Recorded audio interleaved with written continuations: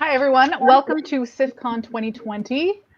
This is the cover art panel. And if you are viewing from Facebook and you want to make sure that your comments show up and so that we can answer them, we're going to get to comments probably toward the end of the panel. Just make sure you give StreamYard with permissions. So I'm Rebekah Haskell. I'm the lead cover designer and illustrator for vividcovers.com, and I've been illustrating and designing for indie authors for about 8 years now.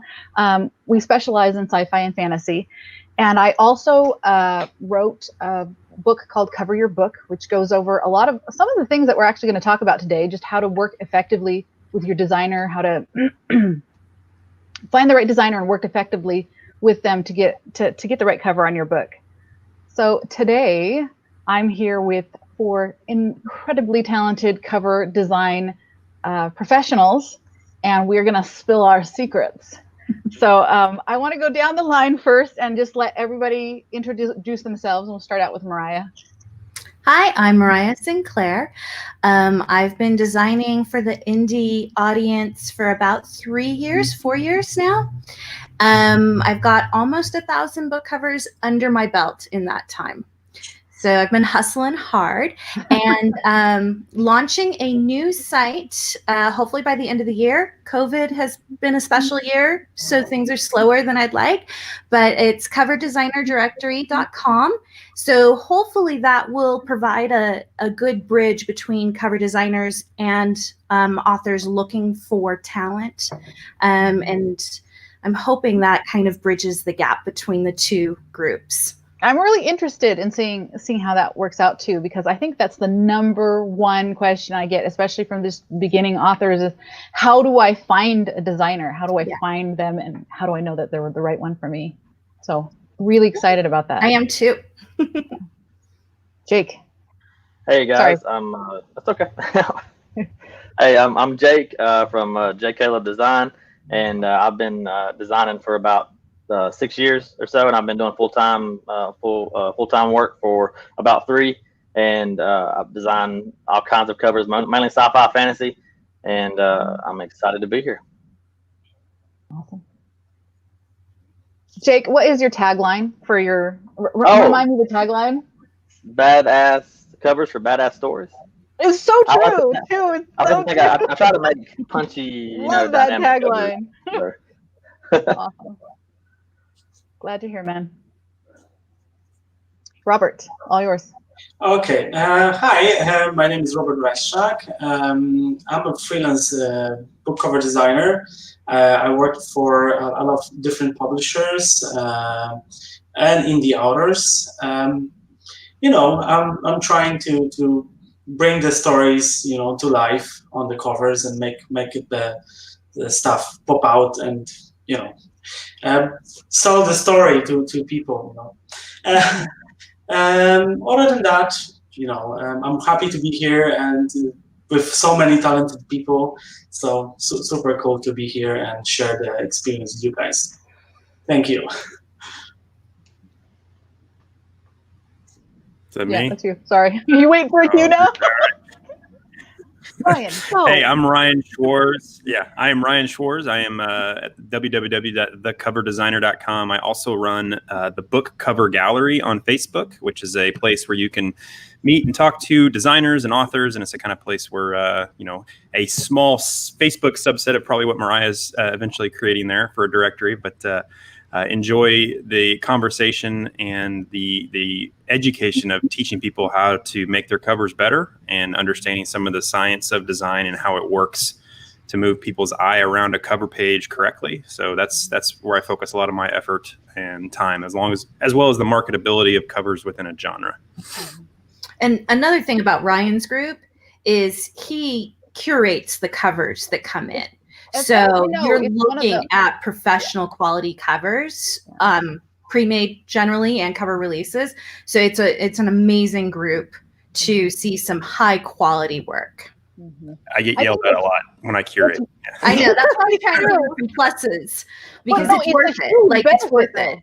It's a huge benefit. I think it's one of the few, if not the only group on Facebook that actually curates for quality, not necessarily just for theme, but also for quality. And so you get some top tier work there for sure. Well, you get my stuff on there, so clearly top tier. Okay, so I have some questions for you guys. Obviously, there was a question implied in like the tagline of this cover panel about good art versus good covers. Before we get to that, I want to start out with my favorite. This is my favorite question to ask cover designers, and it's probably one of my favorites to answer to. But I'll just let you guys go in the same order. What is in your experience as a designer? What is the number one mistake that you see authors making when it comes to approaching the cover on their books? I mean, what is the number one misstep that a lot of them are making when they're trying to get an effective cover on their book that's going to sell that book? There are so many, but the one I'm going to pick is focusing more on the story instead of the reader audience. Your cover is bait. Your bait, it's bait to attract the reader. Readers know what they like to read, and they know what those covers are supposed to look like. So I think focusing on their story too much and not who they're trying to advertise to. The cover is an ad.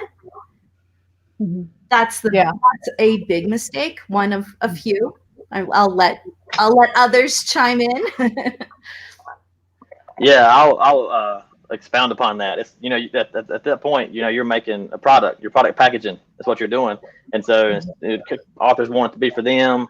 You know, it's their story. They want it to be true to whatever, you know. But ultimately, you're trying to move a product and make sales, and so you know you have to kind of approach it from the consumer standpoint and what they want to see, and not what you necessarily as an author need to see or want to see on a cover. To kind of push that a little further, one of the biggest things I run into is they want to be 100% accurate with the story. Maybe they want to pull a scene and they want that scene to be 100% accurate. He's standing here, she's standing here, yada yada yada. You know, and when you're writing that, textually is a cool. It works well, but visually it doesn't always pan out that way. And so you know, letting go of it has to be accurate and going more with liberties can be taken. And we'll take those liberties and make a badass cover with those liberties. I'm not saying you falsely, you know, mislead your audience. You know, if you don't have any dragons in the book, don't put dragons on the cover. But, you know, there's things you can do to manipulate, you know, the scene and push it away from just being scene accurate to being cover, worth more of a cover, more attractive, and will move the product. You know, that's what it all boils down to. You know, your product packaging, and you should approach it that way. So. Okay, so I guess it's now me, my turn.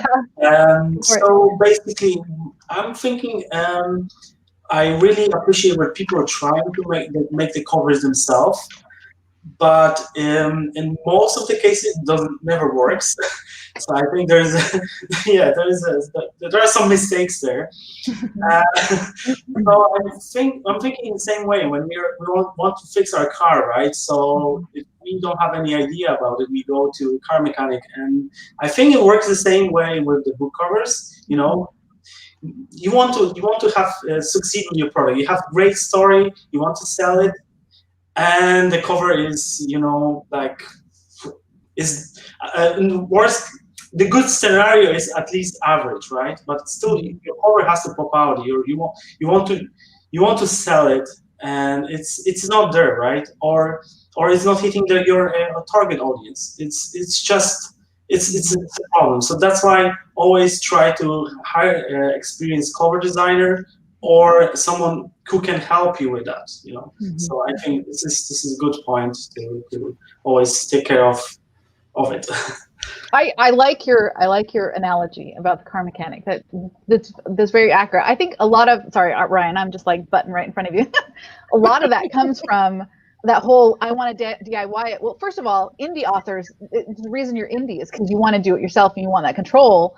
But also back in 2011, you know, you could DIY your cover. There were a lot of DIY covers, and there was every chance that your DIY cover would do just as well as the guy next to you. But the market has changed, and now you have some really, really professional work up there, and that's what your cover is going to be next to.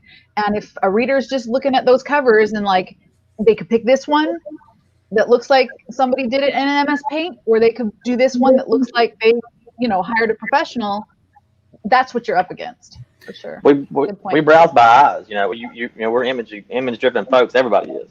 Like how you look at Netflix and stuff when you're searching through there. I mean, it's the same exact analogy goes into when they look for book covers. So I mean, you know, you should treat it as such when you're getting your cover done. Sorry, sorry, Ryan. You're just down at the bottom. Sorry, man. No, it's a perfect segue. What do you do on Netflix, right? You search till you find a cool image, and then you click on it and see what the show's about, right? Mm-hmm. And I think one of the fallacies I find with design with authors, especially new ones, is that they expect the cover to sell their book. And the cover doesn't sell their book. The cover gets them to click on the cover, right? They click on the cover, the blurb sells the book, right? Mm-hmm. And there's a significant difference. The cover has to be clickable enough because it fits the genre correctly. It fits the expectations of the reader. It's dynamic, beautiful art. All of those things have to work together. And it, to an extent, it will help sell a little bit. But what really sells it is the story. I mean, that's what people are buying. They're not buying a piece of art. They're buying a book. And so that's the story has to sell them. And so one of the things I try to make sure that, you know, my clients know is like, hey, this is a partnership. I'm going to get the clicks for you, but you got to drive the sales up, right? And, you know, the other part that ties into that was touched on a minute ago was investing in a cover designer, right? And not doing it yourself and not going cheap. I mean, I always equate it to, you know, imagine that you spent, especially on a first book, 2 years thinking of an idea and then building out of clay and sculpting something out of clay or marble and getting this perfect sculpture that you're so proud of, and then coming in and asking your kid to spray paint it. And that's how it wants to be painted. And, you know, it's like, and then that's your master. Yeah. It's like, oh, you just spent a year and a half, like ignoring your family and writing this book and telling people, I need my space. I'm writing, you know, and doing all this like stuff. Experience, Ryan. Right? And then you're like, oh, I got my cover budget $75. And it's like, you did not plan correctly for that. Like, you need to plan to give your book the best success out in the wild as possible. For sure. You want to stack that deck. Stack the deck. Yes. For sure. That's I think what I will boil down to, like, because very good points, everybody. I think what I see most often that gets in authors' way when they're trying to when they're trying to cover their books and what can kind of throw them is, find a lot of authors will treat their cover art as fan art for their book. You know what I'm saying? Because it's super gratifying to have these things that you've created in your mind and to actually be able to see them visually. And that's very, very gratifying as an author. But you have to be able to make that separation between the cover and your book and yourself, and understand that cover is not for you. It is not for you. It's not supposed to be the thing that you want to see. One of the big mistakes I think authors make is they equate themselves with their readers. And you have to understand that if you are an author, okay, you are in the 0.001% of readers of your genre. Okay, you are unusual. Most of the data says that authors tend to read omnivorously, and we're adventurous and we look for new things. Okay, readers almost always, they read the same thing. They read in their genre. They know what they like. They come back for it. And if your book doesn't look like it fits in with that genre that they're coming back to, they're going to just go right past it and go for something that hits those genre tropes a little bit better.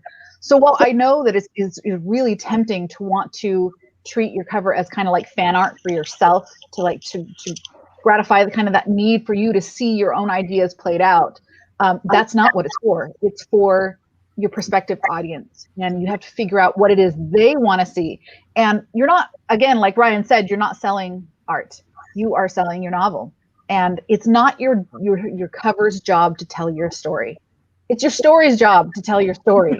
The cover's job is just to get the right people in the door so that you can do that work on them. You know, you can use the blurb, the first page, you know, the rest of the book can sell them that story. Well, it's a hard truth for designers to say, you know, for us to admit that, you know, we're not selling the book. We are definitely part of that sales process. We're the first part, we're the eyeballs, we're the click, but you're the author. You're selling the book as an author, right? We're part of your tool set, a very important one, and the initial one anybody will see, but we are not the primary driver of those sales. I consider the book cover the foundation of your marketing strategy. So it's your base. If you've got I was about to say a bad word. If you've got a subpar cover, and that's your foundation. So if you have a subpar foundation on your house, what's going to happen? You're going to start getting cracks in the walls. Actually, I have that problem.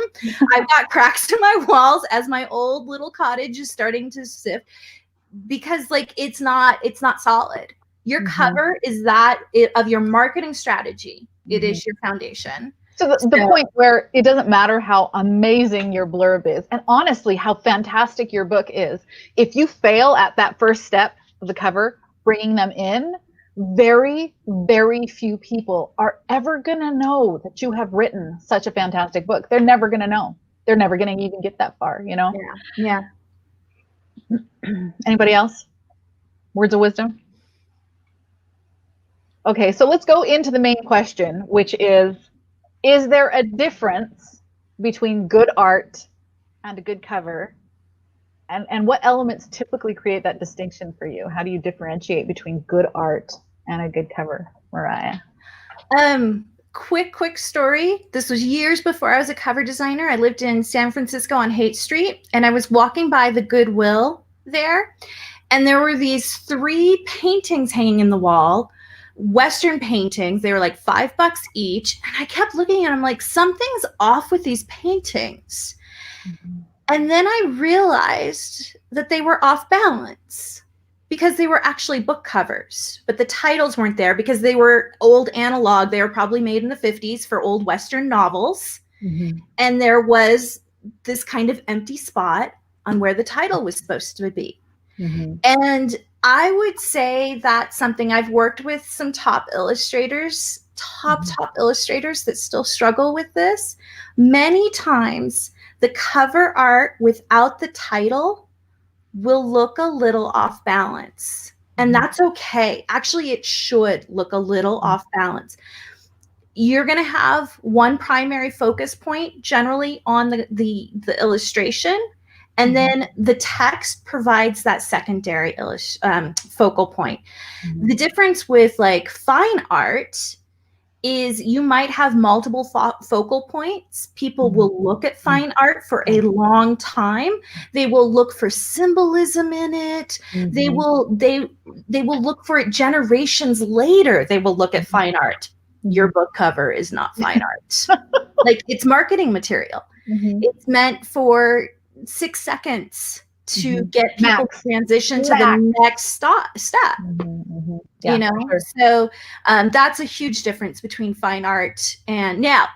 Can a cover, especially in these genres of sci-fi and fantasy, have beautiful artwork, like stunning artwork? 100%. But it tends to be a little more obvious. It tends to be a little more immediate than something you'd see in a museum, which may be layered and have a lot of symbolism and that you look at for 15 minutes and like engross yourself. Subtlety doesn't work very well. No, yeah. Subtlety and like non-obvious symbolism. Yeah, right. Absolutely. Thank you, Mariah. That's spot on. You got something for us, Jake?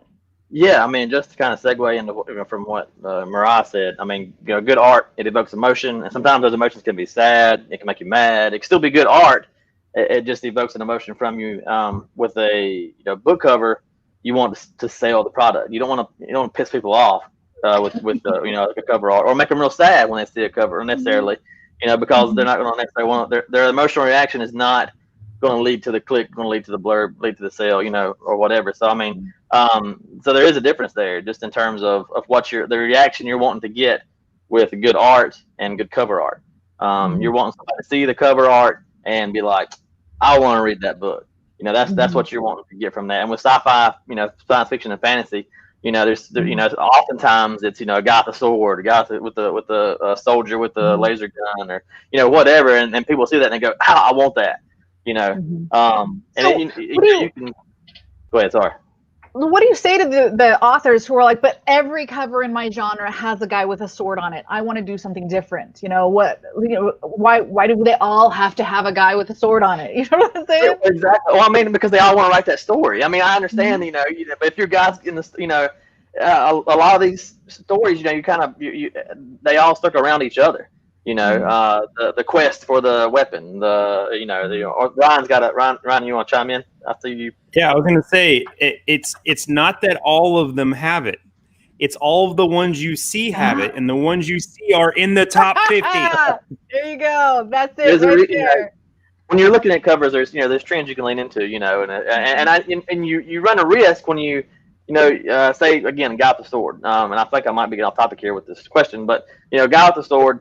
That might be on point for the genre and the trend for for that sword and fantasy fiction or whatever. Well, my job as a designer is to take that trope, take that image, and somehow make it dynamic and unique enough to where it stands apart from all the other ones. That's my job as a designer. I want to make sure that we stick on trends. If people like those swords and they're going to click on it and it's going to get you the blurb, get you the sale, we probably need to look at getting that in there. But I need to come up with a way to where when people see mine, they go, "Oh man, that's badass. I like that one over these other guys. Let's go with that one." And you do run a risk. You run a risk with that because you run a risk of just kind of maybe looking like all the other ones and getting passed over. And you can twist that and go the other way and say, "Well, I want to be the guy who doesn't do that. I want to go and do this type of cover nobody's ever seen before, or is not on trend."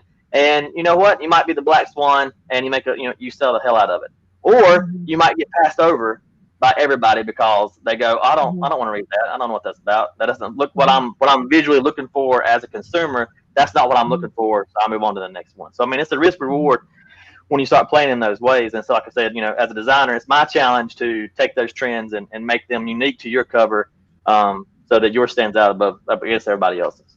So I got off topic. Awesome. No. That was great stuff. Love it. Robert, what do you think?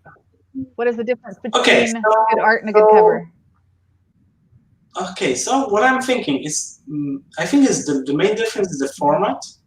When you think about art, usually it's kind of different format. You have a longer time exposure to really appreciate it.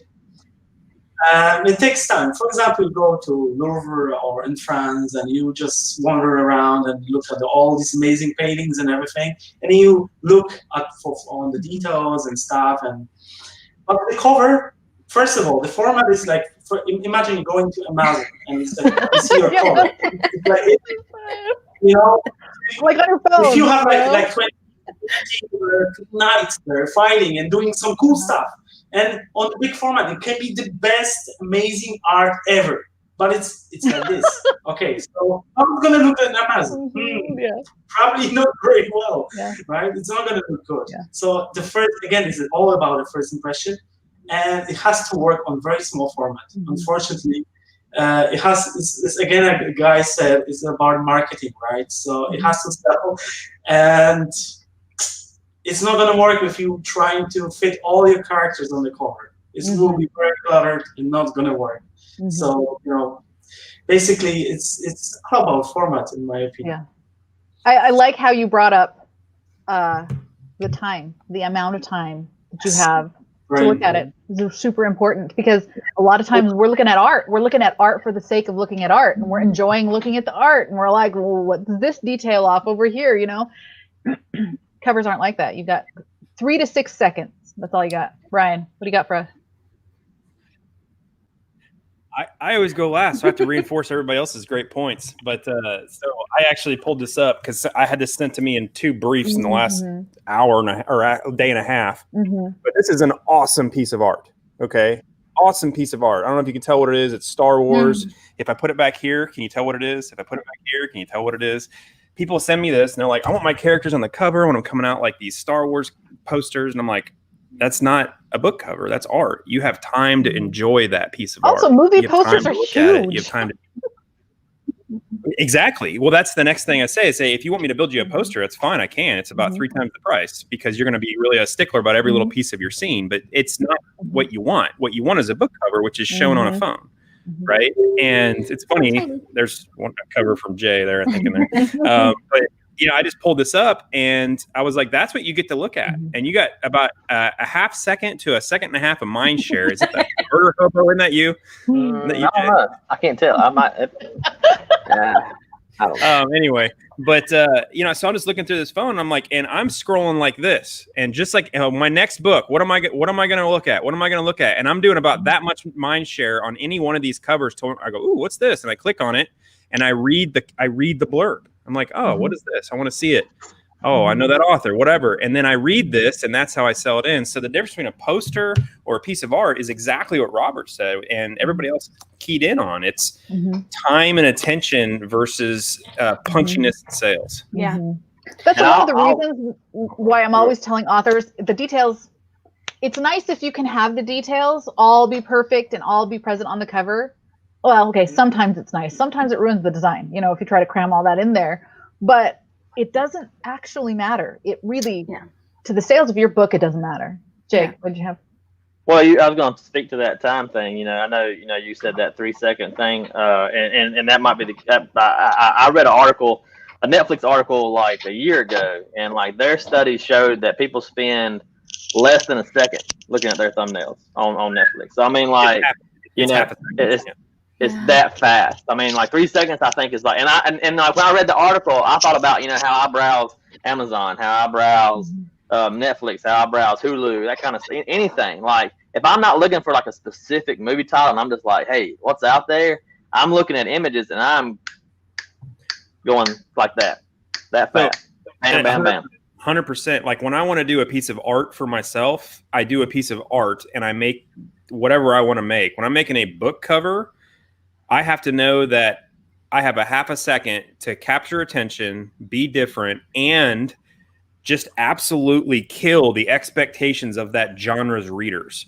And that's the biggest thing, is making sure your research beforehand nails the genre so that when those people that read nothing but sci-fi opera with, murder hobos in it, like that one book was, that's the books they see. And they only see, books with homeless sci-fi people in it, and that's what they want, whatever the genre or subgenre is, it doesn't matter. It's just, you got to be laser pinpointed on it so people see it and they get after it. You don't have to do that with traditional art. Traditional art is art. It's subjective. Right.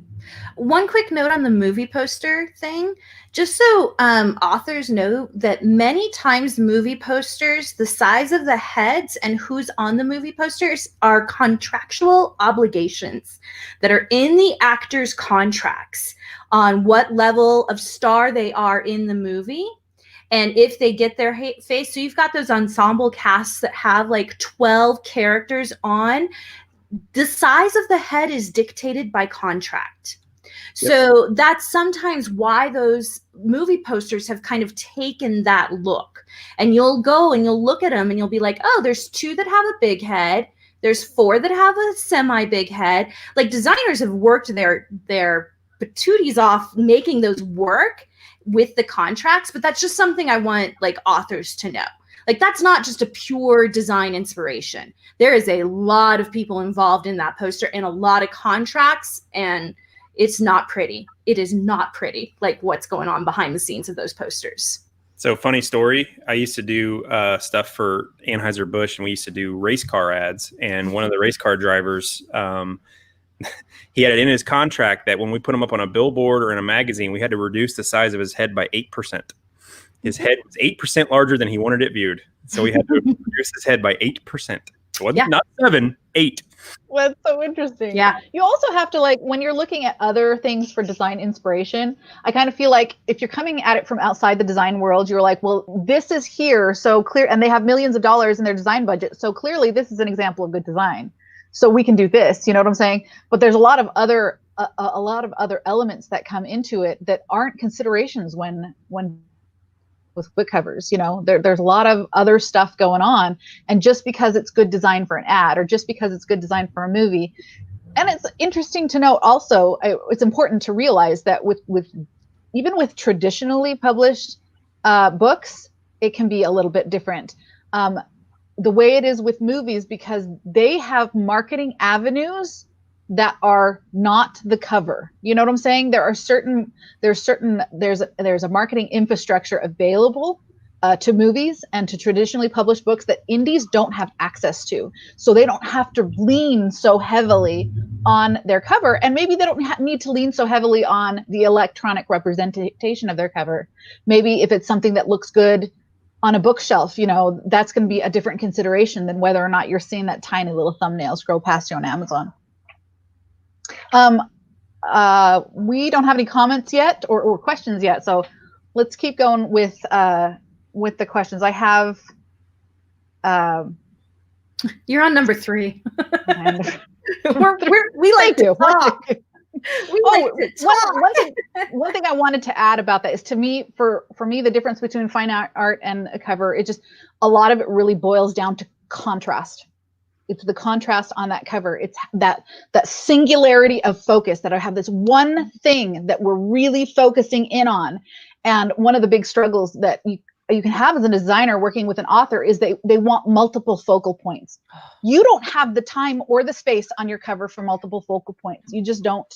You need to, like, it has to be super streamlined, because you've just got that quick, just couple of seconds to catch their eye. And so for me, it boils down to really that narrowed focus. Thank you. That was awesome, guys. So what do you hear from authors when you're working with them that makes you think, oh, this is going to be awesome, this is going to be a fantastic cover, versus this isn't going to make it into my portfolio? What is that thing that you could hear from them that makes that difference for you? This is more on tone than an actual tangible thing. How attached the author is to the outcome. Like, and you can read that. If you've read a couple hundred design briefs from authors, you can read, and the newer authors tend to be much more attached to whatever visions in their head of what their cover should be. And when I feel that in the words, I get nervous, because I'm not a mind reader. I mean, I'm pretty good, but I'm not a legit mind reader. And I can tell when an author's super attached to this imaginary thing in their head. And sometimes, especially in fantasy and sci-fi, sometimes what's in their head and what they've written down, like, defies laws of physics, and not in a good way. Like, it just visually isn't possible. Sometimes you'll read something in a brief and you're like, that makes no sense. Like, and not in a good way, not in a, like, oh, anti-gravity way. Like, or maybe there's no way to fit it within the 2,000 by 3,000 or 3,000 by 2,000 dimensions of a book cover. There's just no way to. Yeah, for a thriller once, I had a guy describe intricate detail of a necklace that was being stolen, but the necklace wasn't like it was just going to be a picture of the necklace. It wasn't. It was like a scene of them running with the necklace, and like the necklace was going to be a micro size. And it was like, this isn't right. Like, this isn't going to work. This isn't, thank you for that description, but it's going to be like tiny, like 5 pixels. Like, it's going to be a white dot really in their hands when they're running away. So I just think that, but that's my thing, is when I can read how attached newer authors generally are to their concept, I get a little nervous, because what's in your head is probably not what I'm going to produce for the book cover. They might be close, but I'm not a mind reader. And there's going to be, it's the concept's going to shift just by virtue of you're putting some creative energy into the project. We're not like a machine that is going to produce the exact visual image that you have in your head. We're creative individuals, and we're going to have an impact. My paintings are going to look like my paintings. Yeah. There's no way for them to not look like my paintings. So you better be sure that if you pay me for a painting, you want the painting to look like one of my paintings. I mean, hopefully it will also bear relevance to your characters in your book, et cetera, et cetera. Right. But it's going to be influenced by me because I'm an artist, and that's what I do, you know. And the other thing is that a skilled designer, a book cover designer who's been in the business for a while, has probably researched the genre more than you have as an author. I am surprised how little authors research what covers look like in their genre. And I probably have a better idea of it than you. Now, that's not true for all authors. Some authors do spend time really researching it, but a lot of them don't. I look at 1,000 covers in a month. Like every month I'm researching and collecting covers and critiquing covers, and like it's my entire life. You're writing a book. Mm-hmm. Like you have another life. Like cover is my life. It's our job. It's like literally our job. Literally my job to know covers inside and out. Awesome. Thanks, Mariah. Jake, what do you think? What's that one thing you hear? For me, it wouldn't be like one phrase or one key word. It would be kind of like probably around what Mariah says about necessary tone. Like I've had some briefs that where the author said, it will have this, it will have that, it will, and the list just goes. I've had that before, and that gives me kind of an uneasy feeling. For me, if I get a brief and it's 2,000 words long, I see this is a big wall of text. That makes me a little nervous and that kind of stuff. Because like you said, as being a creative person, my whole goal is to make sure I create something for the author that's going to get them to click. It's going to help them sell their book. I want them to succeed because if they succeed, I succeed. But if it's an author who's going to be very specific and very, I want it this way, and there's no other avenues or options, typically that leads to a very poor cover. And that's just been my experience. When you start throwing all these specific things, you start hamstringing, your designer. Just give me the ball, let me run, coach, and I'll get a touchdown. Just let me go. As far as, and I don't mean to be like, because once, like Mariah said, a seasoned designer is going to know they're going to know the genres, they're going to know what people are after. As designers, we are we are visually driven people, and so we want to make something that looks cool. I've never met a designer who's like, man, I just want to do a shit cover and be done with it. I don't want to do a good job here. I've never met somebody like that. We want the same thing. We want the same thing. That's exactly it. I want to make a killer cover for you. And so and it can be, and it's not necessarily the author goes into it with the intent of making a bad cover or anything like that. Especially the newer authors who just don't they don't have a relationship with designers, so there's a trust issue there. They want to make sure that they're getting what they believe they want. So there's some things at play there. It's not that they go on with the intent of having or creating a cover that's not as strong or as dynamic as it could be. But when it's when you start having these specific things of these specific lists that just kind of go on and on and on, it can really start to kind of dampen the direction of the cover, and that's just the way it goes. And ultimately, I may say, well, I think it might be better this way, or it may be better this way. But if you're the client and you tell me, no, I want it this way, man, we can Thelma and Louise this thing right off the cliff, Bo. You're gonna pay me, we gone. I'm not whatever. At the end of the day, I'm gonna do what you want, but I would like for it to be a cover that's gonna make you succeed, makes me succeed, kind of thing. I think you talk about the first time authors and stuff. It's kind of when you have a first kid. You're like, this is my child, this is my kid. I keep my kid in the bubble. No one touches my kid. And then when you have your second kid, you're like, just leave me alone. Go from me. Get away from me. I don't want any of these children around me. And that's what and that's what I've experienced with some of the authors. The first time we've worked together, it's more of they're protective, but they see that I do a good job, and I'm concerned, and I want this cover to succeed. The next time around, they say, here's some details. You just go.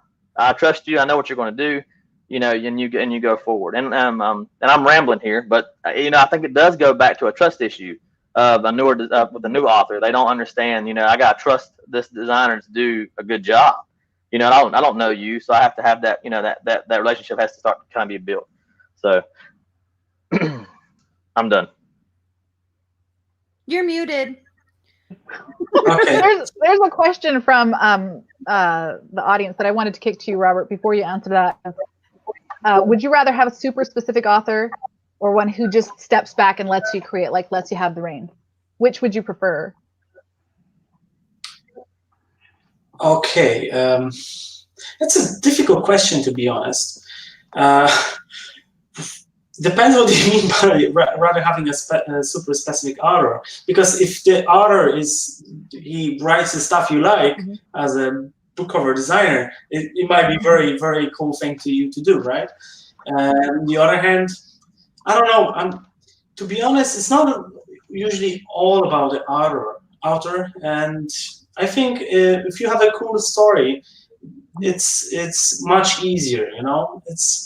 I think there's a lot of cool authors, and I'm always excited when they write to me, hey, can you do the cover for me? But in the end, all the clients are the same, right? We always want to deliver the best cover for them. So I don't treat anybody like better and worse. So I think there's, I don't know. It's just for me, it's the same. I don't have an answer for that, you know. Who would I rather prefer? I like everybody. Well, do you feel like it's more of that it works better when it's a collaborative relationship? I feel like that's how I feel when it's a collaboration. When I understand that they know their story better than I do, and they understand that I know covers better than they do, and we can come together and make something together. You know. You know what I like when they deliver the kind of nice brief, and then I'm taking from there. And I'm breaking it up, in the pieces, and then I see, okay, this is good. This is maybe not so good. It's not going to work on the cover, but I like where you're going. And then we can discuss the things and come up together with some solution to get the amazing cover, right? So it is a collaboration, and I think the most important thing is, I guess, it's a two-way channel. In the end, and I think it's not good to just leave it either to author or to cover artist, because I think in the end, it's like a collaboration. Find the balance. I'm gonna I want to throw another question at Mariah, because Mariah, I know that you do primarily pre-made covers. That's the majority of what you do. So one of the questions was, what approach do you take as a cover designer with a pre-made cover? And I'm assuming, how is that different from custom work? So yeah, the last year or so, my business is almost all pre-mades with series continuations for existing clients and based on the pre-mades. I'm really inspired by words. So for me, a lot of times a jumping off point is a title. But I'm also, how's the approach different? I really nail those tropes.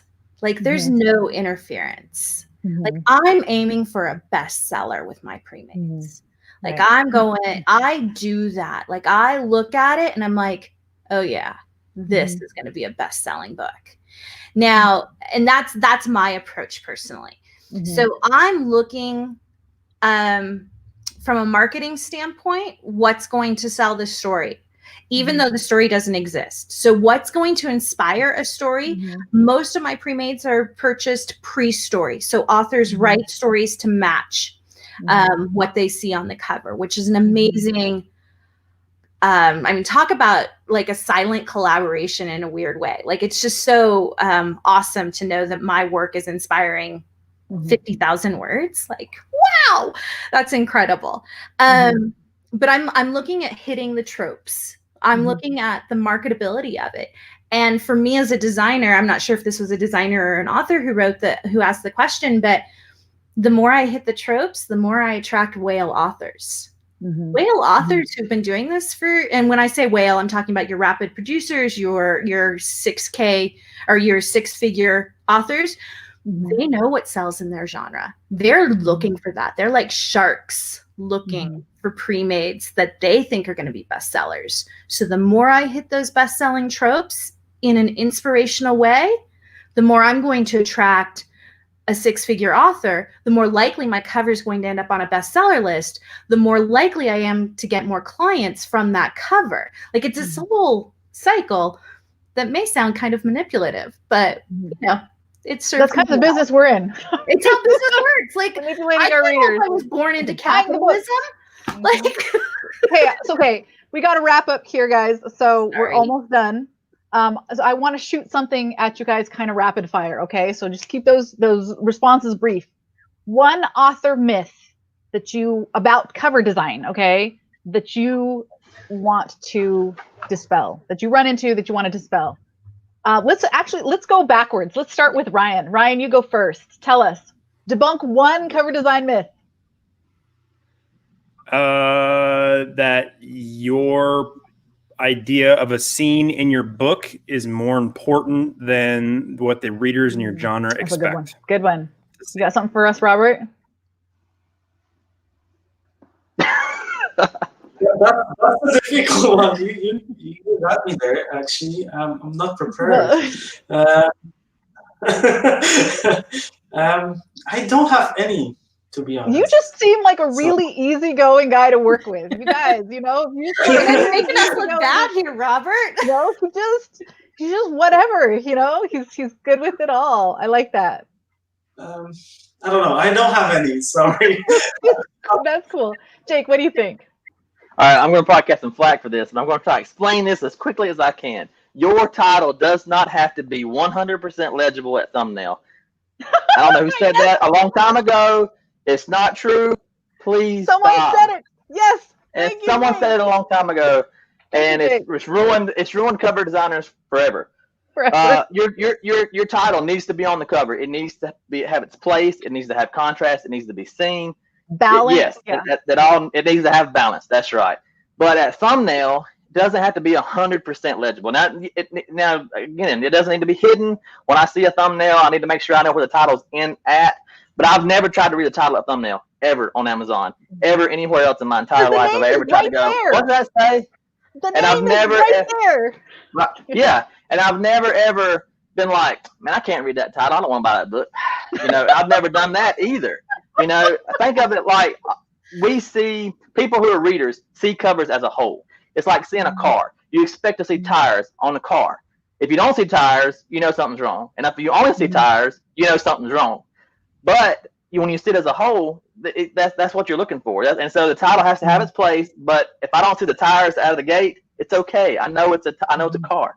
You know, so I mean, I feel like that's kind of a weird parallel, but yeah, okay. You know, I'm done. I love that. Perfect. Thank you for saying that. I've been waiting for another designer to say that, so I didn't feel so alone. Mariah, 50 seconds. The designer is on your side. When we give you a little pushback on an idea, it's because we want you to be successful. It's not because we're a jerk. We are 100. I think sometimes we're more invested in your success than authors are. Sometimes. Like, we are not adversarial. This is not an adversarial relationship. We want you to succeed more than you possibly know. We are on your side. I love that. Perfect. Absolutely. Okay, so for me, the author myth I want to debunk is that you can get a better cover by polling the internet. Okay, there's no good cover was ever created by a committee, not ever in the history of forever. Okay, and there's this thing that can happen to covers. And you writers, you know this. If you've been writing long enough, writing can be edited to death. I mean, I'm sure you've seen like the newbie author at your writing group or whatever put their work out there, and they get all of these comments, and they just dutifully make every single change, and before you know it, that passage or that chapter, whatever, it's lifeless. It is dead on the table because it has been edited to death. Okay, you can do the same thing with covers. Absolutely, 100%. So when I have an author that comes back with me with this, well, that needs to be a little brighter. Could we have this a little bit of a cooler blue? You know, can her hair be a little longer? I want the sword to be a little bit bigger. Nitpick after nitpick after nitpick after nitpick. I know, I'm just like, there have been times when I've had a cover at 95% and I'm like, oh, this is gonna be good. And 6 emails later, I'm just like, oh, it could have been so good. So watch those. I mean, it's important for you to have input into your covers. Absolutely, 100%. And of course, designers, we're on your side. We want you to have not just a cover that sells your book, but one that you're going to be really, really happy with. But don't kill it. Don't kill it. You know, you want it to still have that verve, that creative spark that it had originally. And I think that's it for us. We need got about 10 minutes so you guys can get to your other panels. And I want to thank Mariah, Jake, Ryan, and Robert for being here and sharing their expertise with us. If you guys want to continue the discussion about covers, you can head over to the Discord channel. I think we all have a, Robert, do you have a Facebook presence? Are you on Facebook at all? Yes. Oh, awesome. Okay, I think we're all on Facebook. If you want to hit us up, you got some questions about more specific things or things that you didn't have a chance to ask here, feel free to ask us individually, and we're happy to help. So thanks so much to SIFCon for hosting us. And you guys have a great day, okay?